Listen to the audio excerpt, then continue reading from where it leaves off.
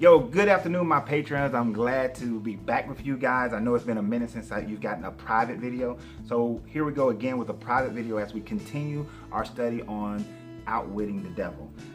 We're going to start other series at the same time that we're finishing out this one.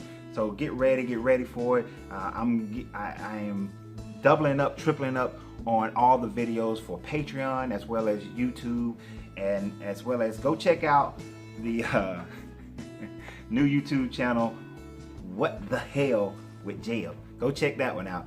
Some of you guys know my alter ego persona of Jeb, and I have many other ones that will be coming out as well. Gotta have some fun in your life, you know.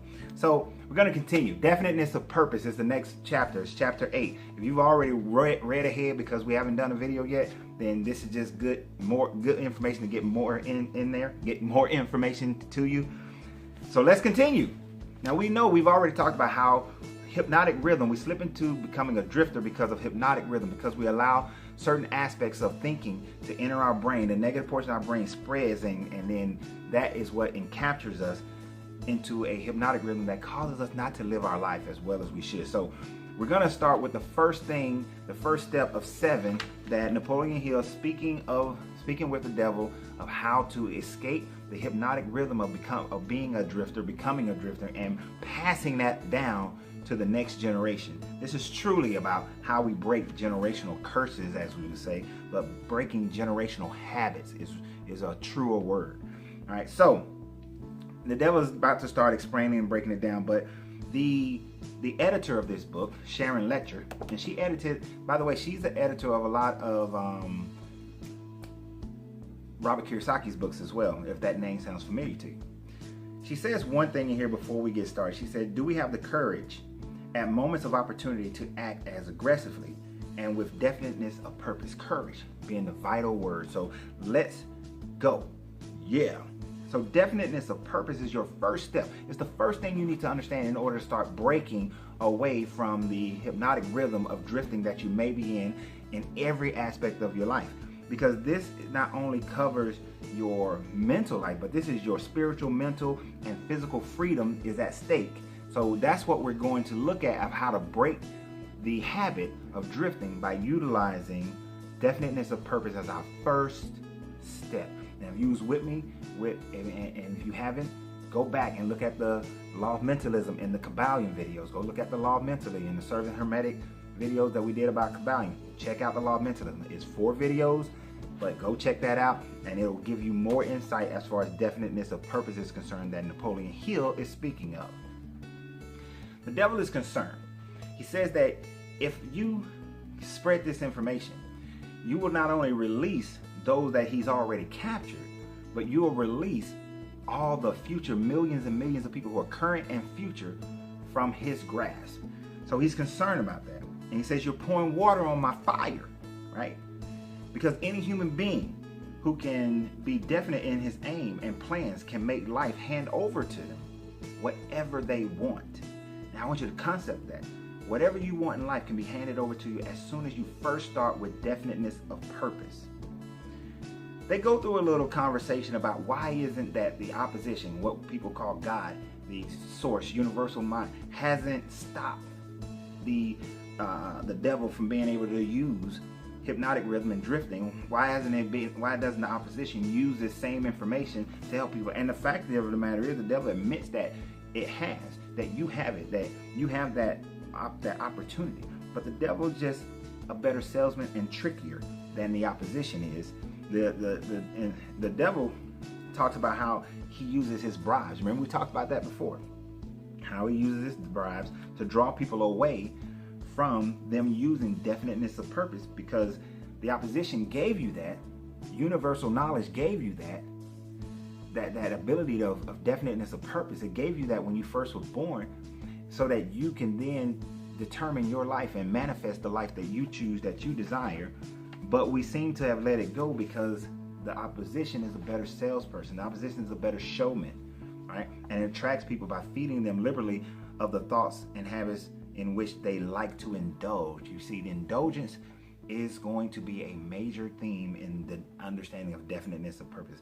When we overly indulge, When we go for the things that are quick and simple, and things that seem like the greater thing for us to have, that's when we lose it. That's when we find ourselves drifting, find ourselves falling into the wrong habits.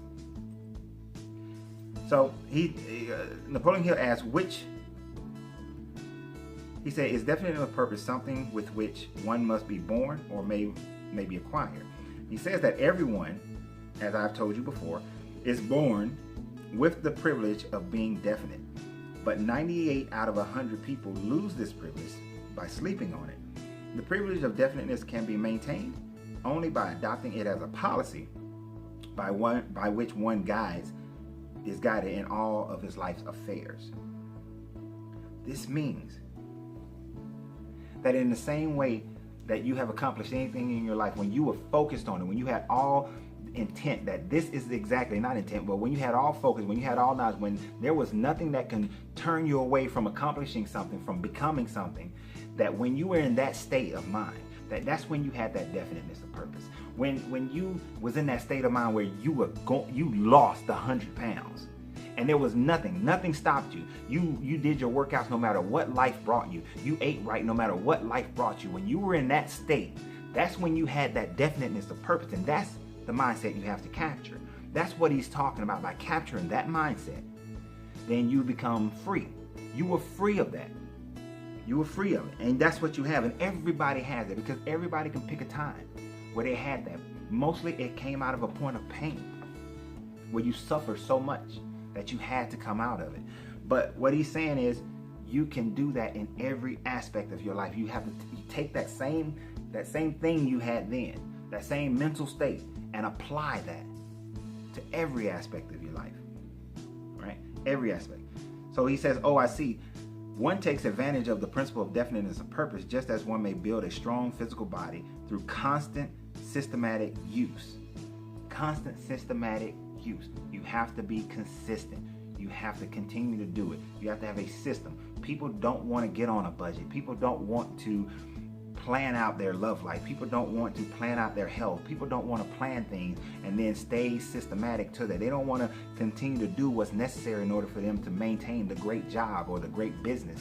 And many businesses fail because the owner doesn't maintain the standards that they set for themselves, or they never even introduce the standards that are necessary in order to make the business successful. Therefore, the business fails. This is one thing. Let me give you something that most people have experienced. Most people fail at network marketing companies because they fail to realize that network marketing is first about recruiting. You may have a good product, but first it's about recruiting.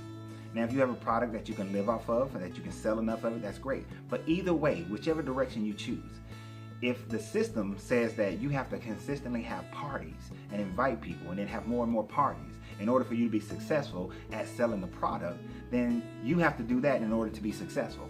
If it means that you have to talk to 100 people to get 5 people to join it, and then only one of those people are going to build an additional downline, then that means in order for you to build, you have to consistently talk to 100 people, and when you finish, you start over and talk to another 100.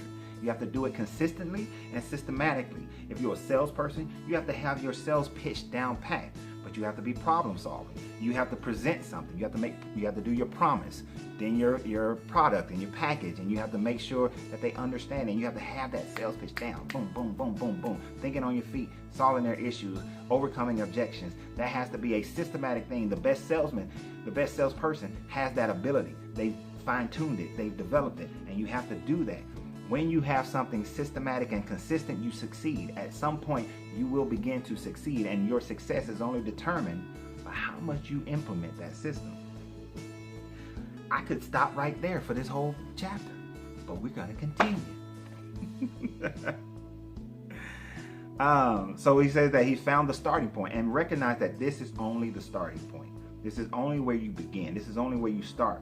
This is not going to keep you safe from drifting. This is just the beginning part, okay? So don't say, okay, all I have to be is definite of purpose. This is what the law of attraction videos, the secrets and all that kind of stuff mislead people into thinking, that all you have to do is think it. This is what religion misleads people to say, all you have to do is speak it and believe it. But there is more to outwitting the devil. There's more to outwitting your own negative portions of your brain and people around you. There's more to it because you can easily initialize it, but then slip back. So there's a lot more to it. That's why there are 7 principles that we will cover. Not in this video, but in order to fully escape the grasp of the devil. All right? So the devil goes through this long diatribe of how you have this at birth and that you come over with a totally blank mind, but then you begin to imitate. You imitate, you see your parents walking, and so you begin to imitate walking. You see them talking, you begin to imitate the talking. But not only do you imitate their physical processes, you start to imitate their mental ones. If your parents or your teachers or your ministers start speaking of fear of things, then you start speaking of fear of things, and you develop a mental state of fear. If they start talking about what can be done and can't be done, what you can accomplish, what you can't accomplish, then you begin to believe that exact same thing. So from birth, though, you come over clear of mind. None of those restrictions are on you, but you begin to learn them because you imitated your family. If you don't believe me about imitating, look around you. You are the culture that you were born into. If you were born in a culture on the opposite side of the planet that you're on right now, then you would be a totally different person. If you were born in the north instead of the south, or the south instead of the north, then you would be a totally different person. You were born to a different family, you'll be a totally different person. If your family abandoned you and you was adopted, you would be a totally different person. If you are adopted but you grew up with your original family, you would be a totally different person. You have to understand how much your environment has played into who you are. When you understand that, you'll recognize that only 25% of you is genetic. The rest is environmental. And that environment has created a passageway for you to become a drifter, because most people are drifters. Most people never accomplish their goals and their dreams and their desires, and they never accomplish them. And the reason why is because, well, the first reason is that they never established a definiteness of their purpose. Most of them don't even know their purpose. Most of them don't even have a purpose. Your purpose is not just what you're divinely inspired to do and bring into this world, but your purpose is also what goals you've set for yourself. What you have decided brings happiness, creates an environment of happiness around you. What you have decided that makes your life great, that is your purpose, that is your goal, that is your destiny. That's what you have determined is for you. But if you're not definite in that thing, if you allow doubt and fear to come in, if you allow egotism and greed to come in, and what we're going to get into in a few minutes is if you allow overindulgence of love to come in, then you'll find yourself drifting again and again and again. And I've been there. I'm going to talk about that in a minute. As soon as we get there, I don't know where we're going to get there in the book. I don't want to skip much. I don't want to skip that, right? But yes, in this next part, he's talking about how he was saying that definiteness can keep you in control. But then he goes into a portion that I think is great. It's an amazing part. The question that he asked is said, what has definiteness to do with one's material circumstances? I want to know if one may acquire power through definiteness of purpose without inviting destruction through the law of compensation. Now we know the law of compensation is whatever you sow, you reap. Whatever you put out, you get back. The law of cause and effect. Cause equals effect.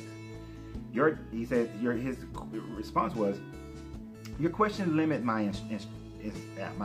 illustration, because there are so few people in the world who understand, and there have been so few in the past who understood how to use definiteness of purpose without attracting to themselves the negative applications of the law of compensation. I'm going to talk about what those are in just a minute.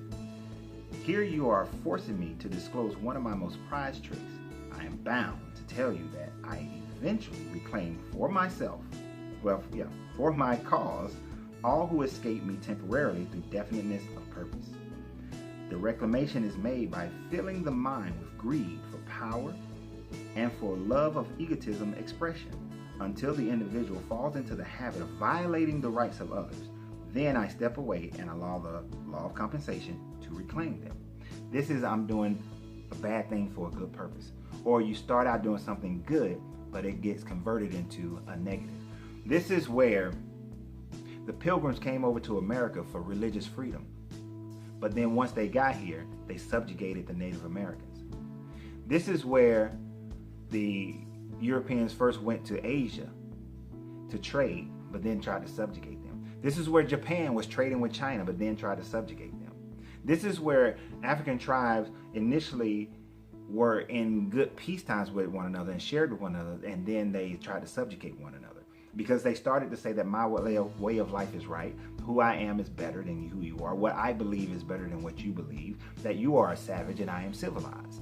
This is where race has played an evil and destructive force in the world. This is where nationalities have created evil in the world. This is where religion has created evil in the world. Things can start out cool. There are Buddhist monks who come down from the mountain and cut people's head off. This is not the teaching of Siddhartha. There are Taoists who have turned Taoism into something negative. That's not the teachings of Sun Tzu. In the Christian religion, if you look at the purity of some of the teachings and then look at the actions, that is not the teachings of a Yeshua character. A lot of the teachings have gone astray. A lot of the wisdom has gone astray. They've taken nationalities and racism and caste systems have destroyed people. And that's what he's talking about. That love of egotism, that greed of power can destroy whatever good intentions that you have. You have the good intentions of building a business. The business is good and you say, I want to build this business. I want to help people. I want to create jobs. But then you have to destroy some other people in order to build your business. You become greedy. You don't know when to pull back and when you should extend.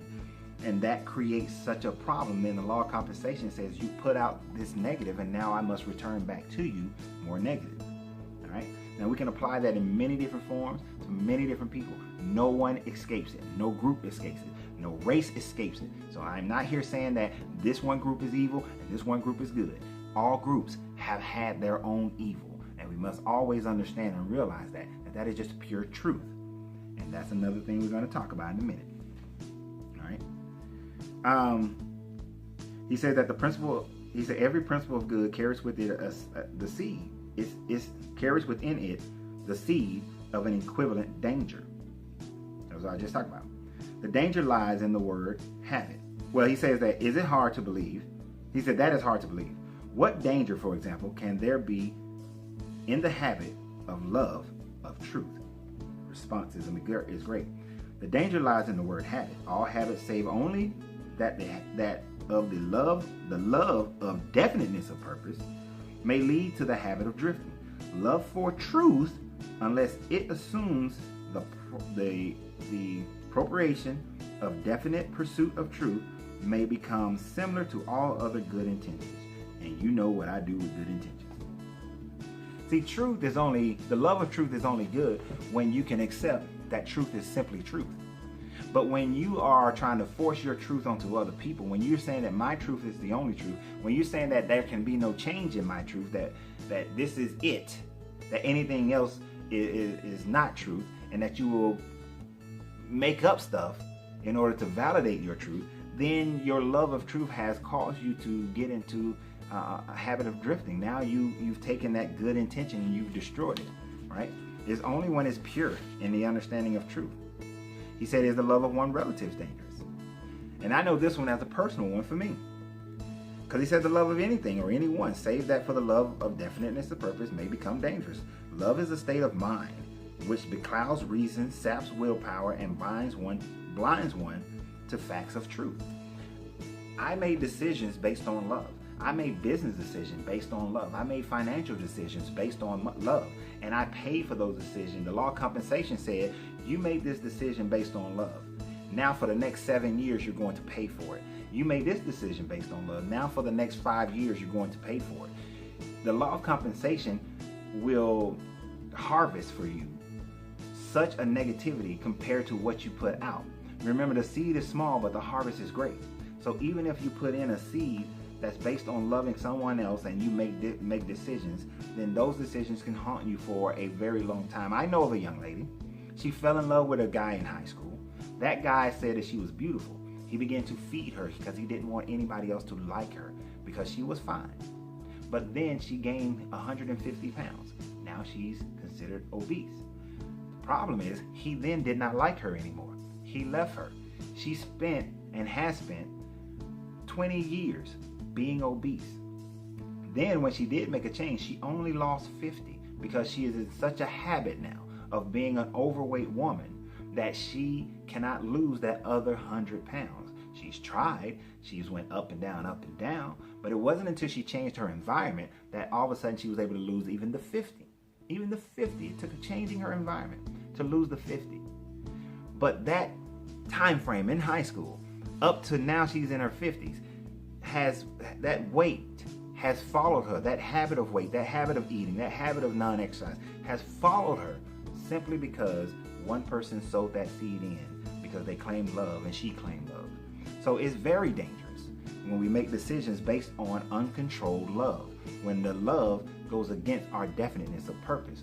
So our emotions must be in check.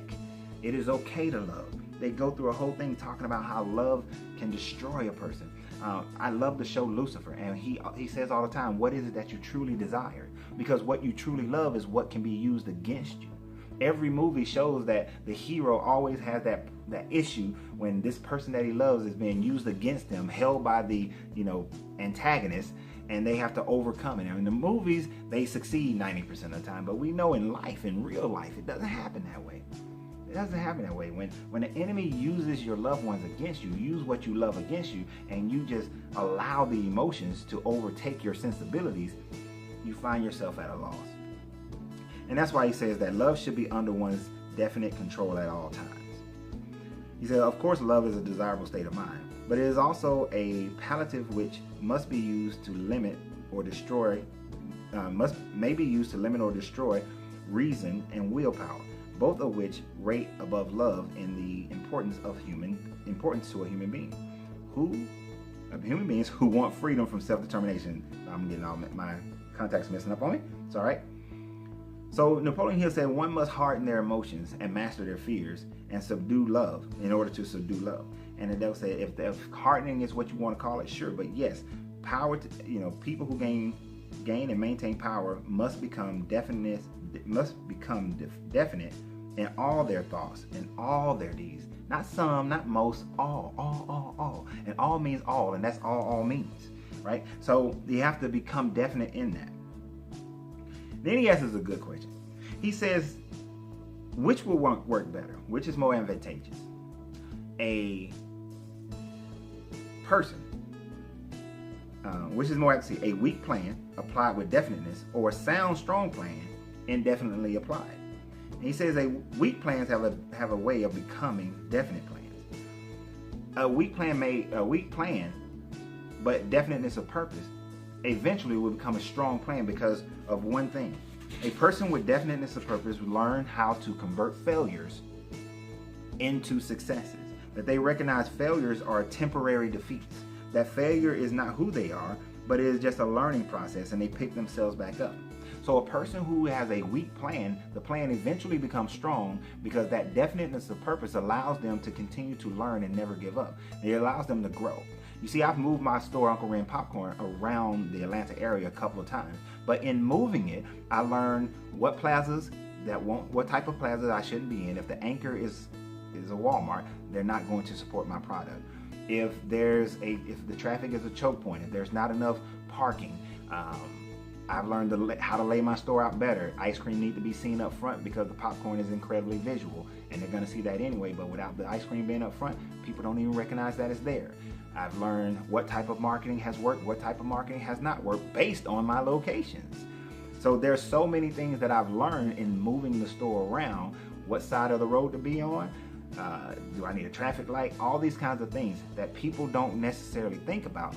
But as you grow, as you convert each failure into a success, and each failure into a success, you begin to understand how is it you supplant your mind to be able to turn a weak plan into a strong plan, and then your results will eventually come. And that's the last thing that they talk about, is that a person without definiteness of purpose doesn't realize that time is their friend. Whereas a person who is indefinite, time is their enemy. Time is always fleeting. Time is going fast. The youth, in particular, what he talks about, and when you're young, we think that we don't have time, that we got to hurry up and we got to have it now. But which is sad, because by the time you get 40, 50 years old, you think you don't have enough time. not recognizing that you probably have another 50, 60 years on you if you really think about it. The average person today in America, at least, is living about 70, 80 years old, but many people are starting to live 90, 100 years old. Now think about that, 100 years. I'm 46 at the time of this video. That means that if I live 100 years, which I plan to live way past 100 years, but if I live 100 years, just 100, if I knew right now that all I had was 100 years left, that means, right, that I have not even hit midlife, that I still have 54 years left. I still have an entire lifetime, but that entire lifetime this time is as an adult. As an adult, I have 54 years left. And that's a concept of time that many people don't get. They don't have the patience. So if it takes me 10 years to build my business into a multi-billion-dollar company, into a household name, to have multiple businesses and investments all over the place, if it takes me 10 years to do that, then that's worth the time, because I still will have 44 years left to enjoy it. I still have 44 years left to travel, 44 years left to study, 44 years left to be healthy, 44 years left to make differences in people's lives, 44 years left to spend with my wife and my kids and my grandkids and great-grandkids. I still got so much time left. And that's what people don't realize. They have time. You have time. The fact that you believe that you have to have it now is a reason why you will fail. There's a reason why you're drifting. There's a reason why you look for shortcuts. The entire network marketing industry is based on people looking for shortcuts. That 99% of those people are looking for shortcuts, looking for quick, cheap ways to get around, actually putting in the work, the time, the effort, the money behind themselves, getting the training and the coaching to put that behind themselves to build a foundation. If I told you that you need to take 5 years just planning before you join a network marketing company, before you open up a boutique, before you open up a restaurant, if I told you I need you to take 5 years of just planning, 5 years of personal development, 5 years of leadership development, 5 years of savings your money, 5 years of working on your finances, 5 years of studying the industry. If I told you to take 5 years just to do that, you ain't laid a brick, you ain't made $1, you ain't did nothing. I'm telling you, you got to go to seminars, you got to go to shows, you got to do all these things for the next 5 years before you can even take one step into opening that business to bring in an income. If I told you that, most of you would say no. Most of you would run. Most of you would never do it. But time is your friend. It is not your enemy. So that's definiteness of purpose. I hope you guys, take that into consideration. Let's have some comments and conversation about it. We got to talk about these things. I need to know where your mind is at. What did you get out of it? What did you not get out of it? What questions do you have? Me and others in the group can answer those questions. Others on this Patreon can answer those questions. And I appreciate you guys for being on Patreon. Please invite other people to join in this study, because we are going to, this book is changing my thought process again. It changed my thought process in 2011 when I first read it, and it's changed it over and over again as I've continued to read it. But every time I read this book, my thought processes change even more and get even better. I become even more focused every time I read this book. So this book has become an annual read for me since 2011. So one day I'll memorize it. But you guys go ahead, enjoy this. Let's have conversation. Don't get too far ahead. The next chapter is going to deal with education and religion, and how that continues to foster the habit of drifting, and how we have to use education and religion in order to not drift, to build ourselves back up, to build ourselves into our definition as a person and eliminating the negative portions of our brain. So y'all have a great day. Remember, you have to free yourself to be yourself. Because why? Because your greatness is non-negotiable.